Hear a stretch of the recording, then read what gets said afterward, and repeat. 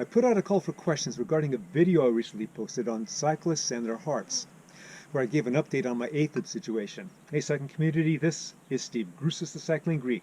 I have those videos posted in the description below. In the meantime, I have questions and I have responses. So first one from Colo CX, I would assume Colorado CX. I picture you 4 hours after the video, still trying to get that tire off. You have to look at the video to see why he made that comment. Now I got it off.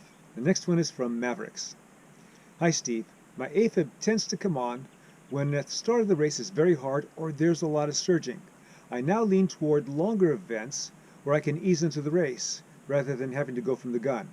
And I can totally understand that. In fact, in my training rides, when I know the training ride is going to be tough, where it's going to be more of a race play type of ride, I'll show up at least 30 minutes early, usually closer to 60 minutes early, so I can just do my own warm-up.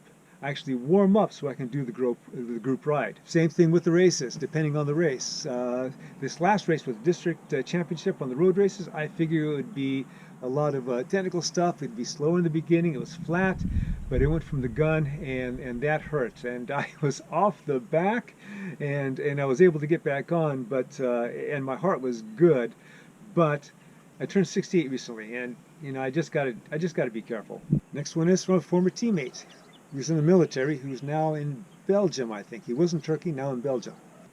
Steve, glad to see you are managing it as well as can be. I was hoping you could talk more about the fatigue portion you mentioned at the beginning of your video leading up to your AFIB diagnosis as a contributing factor, and how best to manage it from a training perspective.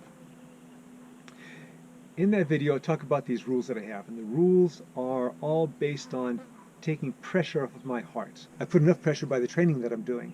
So fatigue, managing fatigue is one of the major items that got me in trouble, and that's one of the major items that I focus on in my rules. It's not just your muscles recovering, it's your thyroid. The main function of your thyroid is to control your metabolism. And when it's drained, it doesn't control it very well. Everything's got to slow down, let it garner its resources, get iodine from food, supplementation, anything else it needs. So no matter how you fight it, if it's not ready to go, it's not going to go at the pace that you want it to go. And so when you do fight it, what happens is that you're putting out adrenaline, epinephrine. And so that's forcing the heart to go faster. So you can override what's happening with that. And so if you do that too much, and I mean just a little bit too much, then you start to get that overtraining thing, and it can also play on your psyche. And that's what you don't want to have happen. You can have overtraining, and if it's physical, then that'll take so much time to recover from, but if it's mental, it takes a lot more time to recover from. So I focus on that. So for me and my rules, the thyroid plays a major function, is a major reason why I now pay a lot more attention to the fatigue factor. Okay, do you use a heart rate monitor for real-time monitoring? I've spoken with people, you know, through the channel, and some of them have had to have heart rate monitors installed on their body, so to speak, for short periods of time. I've never had to have that. I use a Wahoo, and it seems to work nicely for me. And if I had more subscribers, I'd have more questions, but I don't.